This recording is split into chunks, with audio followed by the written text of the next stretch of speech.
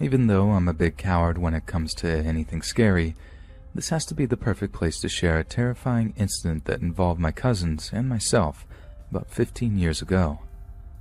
At the time this happened, I was approaching my 16th birthday. My family had a big reunion every year in Southern California. Since I hadn't attended since I was little, my parents thought it would be a fun way to spend my summer break. It would also be a great opportunity to get to know my cousins. There was 3 of them, and they were all girls around my age.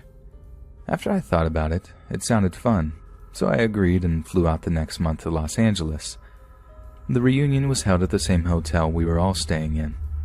When I arrived there, I was met by my cousins, Jennifer, Belinda, and Stormy. It was amazing how much alike we all looked. We all had long blonde hair and blue eyes, not to mention our facial similarities, but it made sense since our dads were brothers. The biggest difference was how tan they were. Since I had been inside all winter in Minnesota, they were much darker than me. My uncle and dad decided to let us stay in one room together. It was a big fancy bridal suite. When we saw the room, we came up with this joke that we were sisters and we were staying in the hotel together for my bachelorette party.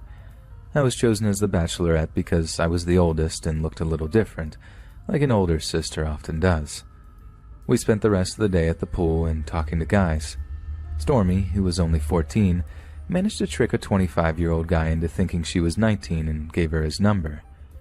We were having so much fun, we stayed up until about 4 talking and laughing. In the morning, which was about noon for most of us, we ordered breakfast and then headed for the pool again. Our day turned out to be even more fun than the one before it. This time Stormy got a pair of twins to buy her lunch. That girl was on fire that week. Later that evening, we all got dolled up and had dinner at the hotel's restaurant. But this time, the story we'd created had taken on a life of its own. My cousins had been telling guys all day that we were there to party and asking them to buy them drinks. But most of the men were wise enough to know that they were lying. After dinner, we joined this cute pair of older guys that were sitting in the lobby. When they noticed us leaving the restaurant, they had asked us to sit with them, and since we had nothing else to do, we did. Once we had sat down, they began asking us our ages and names. Of course, we lied and said we were in our early 20s, and they actually believed us. I couldn't help but giggle a bit.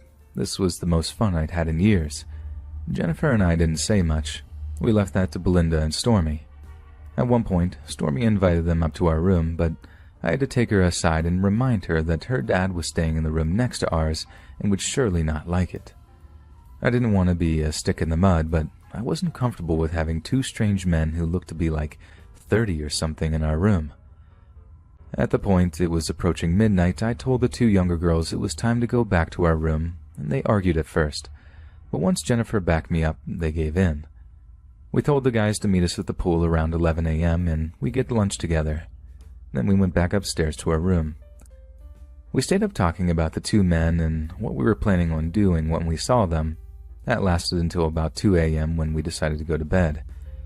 The lights had just been turned off in the room when we all heard the doorknob start jiggling very fast, like somebody was trying to get in. At first, I thought it was my mind tricking me, but once it started again, I got scared. I asked the other girls if they were also hearing it, and they said yes. Without thinking, Belinda jumped up from her bed and said she would see who it was. I yelled out to her to stop her from opening the door, but it was too late. Jennifer got up and turned on the lights, and I joined her at the end of the hall.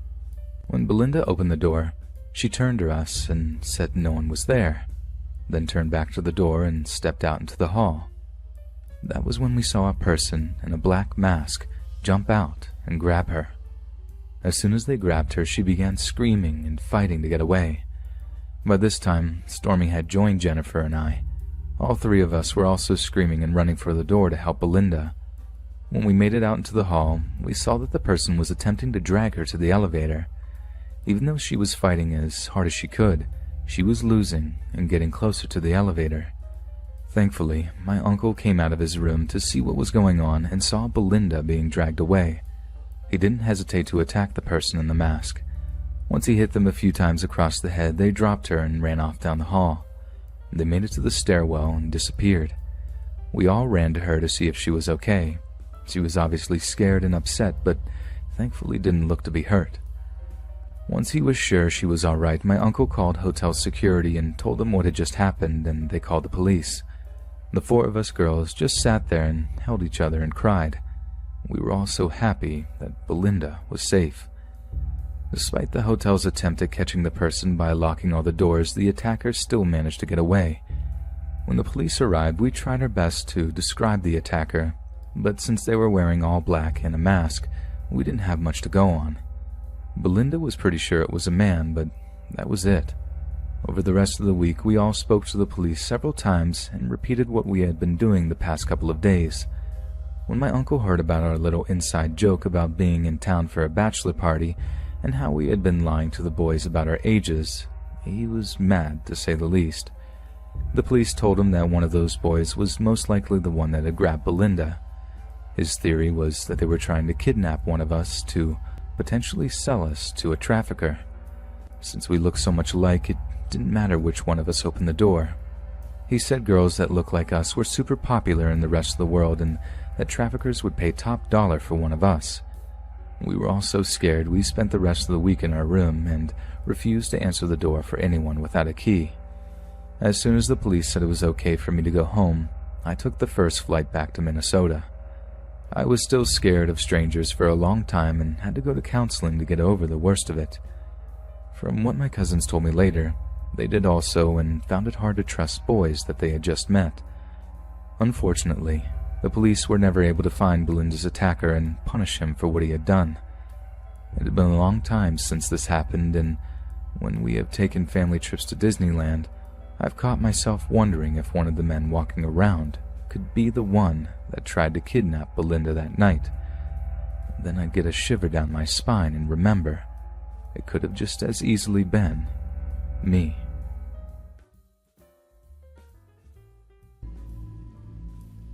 Excuse me for not being an amazing storyteller, but this is definitely a true story. My mother used to work at a hotel in Washington, D.C. It was back in the 90s, and she was a housekeeper, or maid. She needed money because she was a refugee from Vietnam. Even though she didn't know much English at the time, she knew enough to get by at her job. Plus, all the other hotel staff and guests loved her because of how sweet she was. Because of this, anytime high-profile guests, such as the Backstreet Boys, would come and stay at the hotel, the manager always sent my mum to clean their rooms. One day, a guest came. We'll refer to him as Mr. M. He checked into their most expensive suite. As usual, the manager told my mum to take care of this room. As she got there was a "Do Not Disturb" sign on the door, so she told the manager that she'd go back later. What was weird was that no one was ever allowed into Mr. M's room. The man stayed there for over a month, and not one time did he let any staff come in to clean. However, he paid a lot, and he always gave a warm welcome every time he passed a staff member or housekeeper, so no one paid him any attention really. Then, one day, people didn't see him anymore. They assumed he had checked out, even though the receptionist had no account of that. Since it had been so long since the room had been cleaned, the manager told my mum to go and check it out and try and clean up what she could. As she got to the room and unlocked the door, a disturbing smell hit her. She couldn't figure out what it was, but she continued to survey the room. It was disgustingly messy. In her words, it looked like someone had thrown a rave, despite the fact that no one else had ever gone into Mr. M's room. None of the other guests, at least. It looked like Mr. M had deserted the place without telling anyone. My mum was still shocked by the smell, so she tried to track it down. As she followed the smell, she could tell it was coming from the closet. When she opened the closet, there was nothing but a cardboard box on the ground. The smell was clearly resonating from it. My mother's first instinct was to open the box to see what it was, and to clean and throw it out. What she found scarred her. It was the rotting, decomposing head of a young woman. My mother immediately screamed and got out of there. She fainted in the elevator.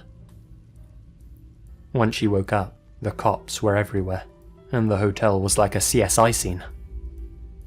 The manager told her that Mr. M wasn't the guy's real name, and he had used a fake credit card to check in. The head of the woman was identified to be that of a call girl.